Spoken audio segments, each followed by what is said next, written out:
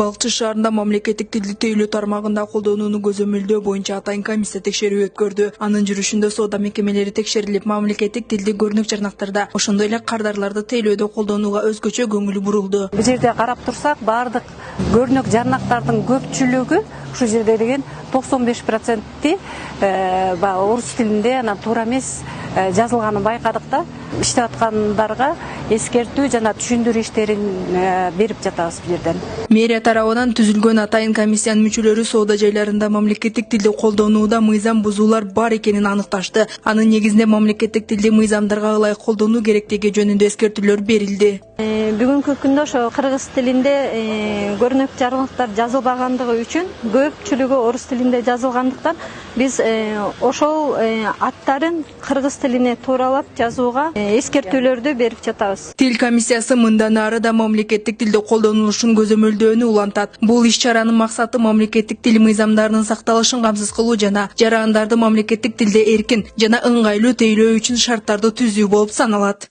Бүгүнкү рейдте деген аренданын ээлерине түшүндүрүү иштерин жүргүзүп атабыз. Бүгүн биринчи эскертүү бердик. Кийинкисинде акты түзүлүп, протоколдор жазылып, айып пулдар салынат.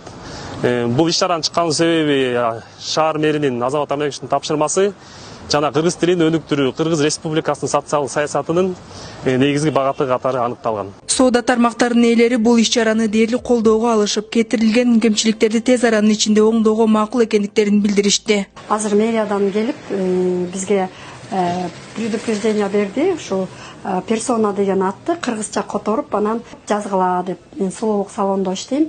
Анан ушу кыргызча атка которуу менин оюмча ушу туура деп эсептейм да. Анткени ушу павильондордун сыртында башкача аттар, мисалы чет өлкөнүн аттары болуп атат да. Анан Кыргызстанда жашап аткандан кийин ошо кыргыз атты койгон мен туура деп эсептейм да. Анан мен дагы ошо персона деген атты өзгөртөйүн деп чечтим.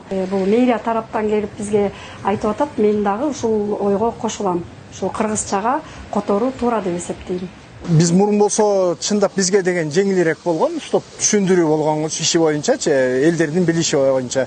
Швейни цех деп турса тигүү цехи деген менен караганда швейни десе түшүнүктүүрөөк болуп аткан үчүн швейни деп жазып койгон элек да. Эми азыр кыргыз тилине аябай басым жасалып аткандан кийин биз өз эне тилибизге биз да салымыбызды кошконго сөзсүз түрдө аракет кылабыз.